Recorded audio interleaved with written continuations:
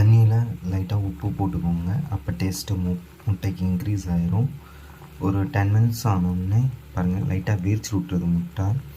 வீர்ச்சில் விட்டோடனே of பண்ணிடுங்க. போதும், வீர்ச்சில் விட்டுருந்தா கரெக்டாக இருக்கும், முட்டை வெந்திருக்கும்னு வச்சுக்கோங்களேன். அடுப்பை ஆஃப் பண்ணிட்டேன்.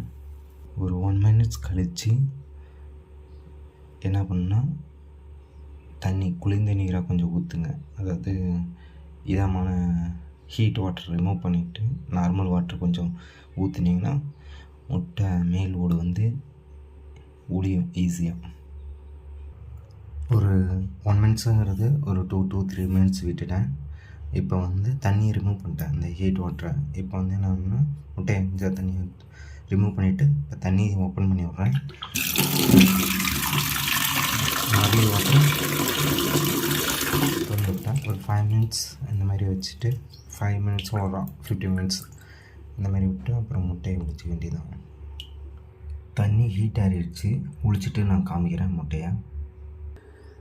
நீங்களே பாருங்கள் முட்டை எந்த அளவுக்கு நல்லா வந்துருக்குன்னு, உளிச்சிக்க முடியுதுன்னு, டேமேஜ் இல்லாமல் இருக்குது பாருங்கள்.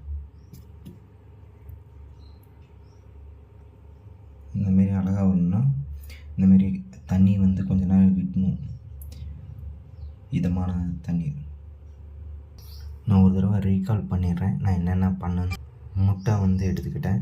அது வந்து முட்டை முழுகிற அளவுக்கு தண்ணி ஊற்றிட்டேன். அதோட டேஸ்ட்டுக்காக சிறிதளவு உப்பு, எதுக்காகனா சப்புன்னு இருக்கும் தண்ணி, அதனால் உப்பு சிறிதளவு போட்டு ஒரு 10 மினிட்ஸ் வந்து கொதிக்க விட்டேன்.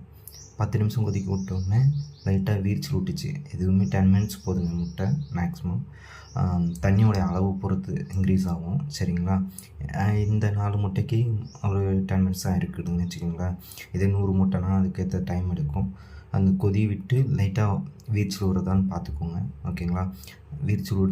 லைட்டாக வீர்ச்சில் விட்டுருந்து உடனே நான் வந்து ஸ்டவ்வை ஆஃப் பண்ணிவிட்டு மறுபடி ஒரு 2 மினிட்ஸ் கழித்து அந்த தண்ணியை வடிச்சிட்டு மறுபடியும் என்ன பண்ணேன்னா, குளிர்ந்த தண்ணி, அதில் டேப் தண்ணி வந்து விட்டுட்டு அது ஒரு 5 to 10 மினிட்ஸ் அந்த வந்து 6 வாட்டி மறுபடியும் வந்து உளிக்க ஆரம்பித்தேன். முட்டை நல்லா உளிஞ்சிருக்கு, பார்க்குறதுக்கே நல்லா இருக்குது. நீங்களும் செக் பண்ணி பாருங்கள்.